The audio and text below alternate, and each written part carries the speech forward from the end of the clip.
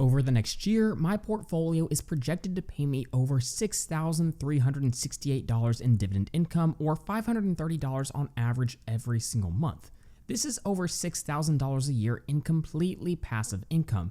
And the best part about this is my dividend payments continue to grow every single month, every quarter, and every single year. This is due to what is known as the Dividend Snowball effect. If you've never heard of the Dividend Snowball effect, most people explain it something like this. Step 1, you buy dividend stocks. Step 2, you reinvest the dividends. Step 3, you own more shares, which means you'll receive more dividends in the next payout. Step 4, you let compounding do its thing. This is a decent explanation of the dividend snowball, but it's actually missing a key point that can cause your portfolio to compound at even faster rates. When most people look at their portfolio, they do so to see how much their portfolio is paying them in dividends, but what they aren't doing is seeing how much their portfolio is actually making. Now, I know what you're thinking. What's the difference? Well, let's look at an example of 3 stocks that I own in my personal portfolio, and these are 3 pretty large positions in my portfolio. We have Visa, Microsoft, and Broadcom. I own 33.6 shares of Visa, around 41 of Microsoft, and 31 shares of Broadcom. Now, using the ticker data add-on in Google Sheets that allows me to automatically import stock financials straight into my spreadsheet,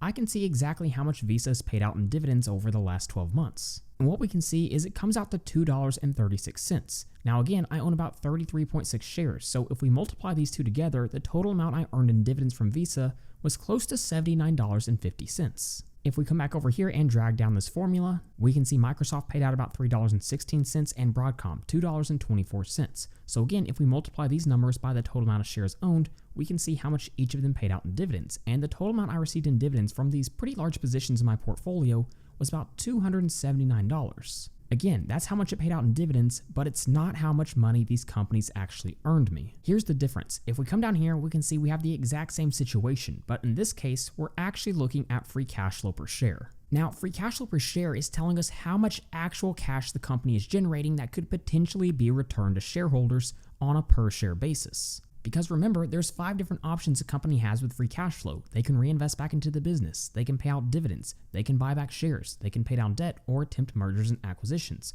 So let's do the same thing to see how much each of these positions is actually making me. Again, we'll use the ticker data function in this case, select Visa, select free cash flow per share, and let's look at the most recent year, 2024. We can see in 2024, Visa generated $11.53 in free cash flow per share. So the free cash flow they actually earned me as an investor was $388.16. That's significantly higher than the total amount they actually paid me in dividends. So let's come down here, drag down this formula, and look at these other 2 stocks.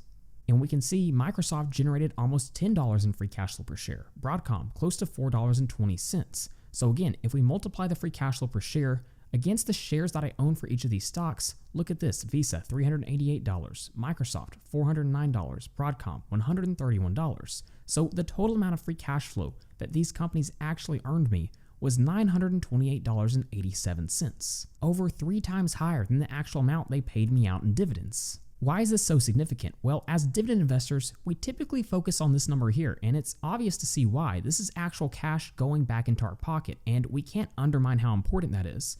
But we do undermine how important total free cash flow is. Because healthy growing businesses have to generate much more free cash flow than the actual amount they're paying out in dividends. Let's look at a very simple example. Let's say we just opened up Dividendology's pizza shop. Now, obviously, this is a pizza shop that's going to generate revenue. We're going to have pizza sales, we're going to have catering, and revenue, again, this is the total cash brought in from business operations. But in order to operate, we're going to have operating costs like ingredients, payroll, rent, and utilities. And that's going to cost us about $15,000. These are the costs to run the business on a day-to-day basis. So our operating cash flow is going to be about $10,000. This is revenue minus operating costs. But unfortunately, in our pizza shop business, we have some capital expenditures. We have to buy a new oven this year, and that's going to cost us about $3,000. But after our capital expenditures, we can see we have $7,000 left over. This is our free cash flow. So now the extremely important decision we have to make is, what should we do with that $7,000 in free cash flow?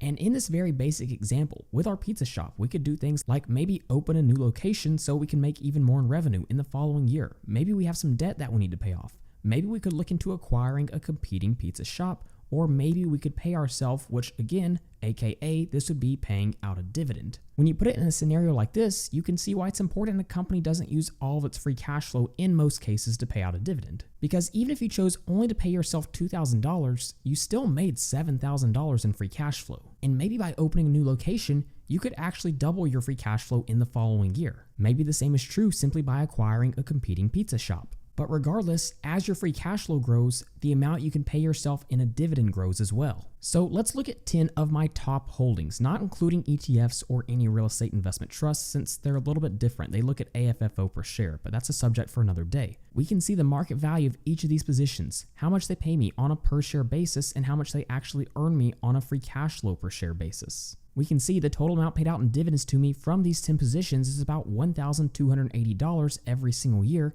but the free cash flow they're earning me is about $2,487 every year. Because these companies don't use all their free cash flow to pay out dividends, it means they're reinvesting back into the business. And look at the end result of this. If we jump over to my stock screener from Ticker Data and plug in Microsoft, let's come over here and look at free cash flow per share. For good companies, the end result of reinvesting back into the business is growing free cash flow per share at a high rate every single year. In 2014, it was at $3.22, and at the end of 2024, it was $9.97. And this is where the lesser talked about component of the dividend snowball comes into play. The lesser talked about component of the dividend snowball is when companies grow their dividends consistently over time. And the only way they're able to do this is by growing free cash flow. Look at the yearly dividends from Microsoft over the past decade, going from $1.15 all the way up to $3.08 in 2024. Again, growing dividends at a high rate, and this is only possible by growing free cash flow. If we look at these dividend payouts on a quarterly basis, we can see they're rapidly growing over the past decade.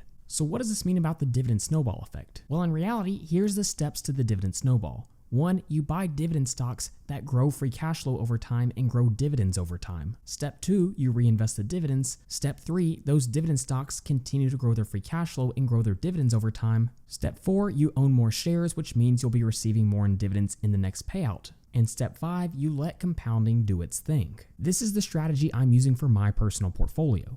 And the reason this strategy is so powerful because once the snowball gets rolling, it's really hard to stop. Even if I assume that I make no more contributions to my portfolio for the rest of time, assuming just a 7% price growth rate and a 7% dividend growth rate, what we can see is in just 5 years, about 5.5 years, I could be making over $1,037 every single month in dividend income, again, without ever contributing to my portfolio again. If we scroll down even further and look what it looks like in about 10 years, we can see I could be making $1,763 on a monthly basis. And if we scroll down even further, look what happens 20 years from now. Again, without ever contributing another dollar to my portfolio, I could be making almost $5,000 a month in dividend income. This is the dividend snowball effect. Just for fun, if we look all the way out 30 years from now, what we can see is I could be making over $13,264 every single month in dividend income. Now, the reality is, in most scenarios, you should be making monthly contributions to your portfolio, and the amount you're able to contribute can vary based on a lot of different factors, but let's say you're able to contribute $1,000 every single month. If you really want your dividend snowball to take off at an even faster rate,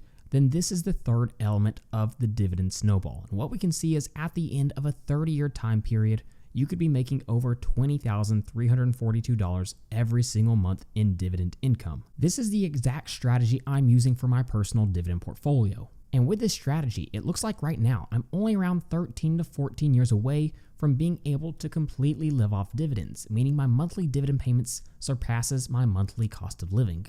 And even though inflation compounds over time, just like any other investment, quality dividend growth stocks grow their dividends at a much higher rate than the rate of inflation. So thanks to the dividend snowball, if we take a closer look at my projected annual dividend income over time, we can see every month the amount I'm projected to receive over a 1-year time period continues to climb higher and higher. This is the snowball effect taking place. So yes, I make over $6,300 in dividend income every single year, but that doesn't paint the whole picture. I'm buying stocks that are growing free cash flow at a high rate, which is the true measure of how much a stock is actually making you. And as a result, the amount they're going to pay me in dividends will grow at a high rate every single year. So if you want to join me on this journey, be sure to hit that subscribe button. And like always, if you'd like to download any of the spreadsheets that you saw in this video and also get access to the Ticker Data add-on in Google Sheets that allows you to automatically import stock financials straight into your spreadsheet, then you can head over to tickerdata.com at the link in the description. So with all that being said, thank you guys so much for watching, and please don't forget to like and subscribe to the channel.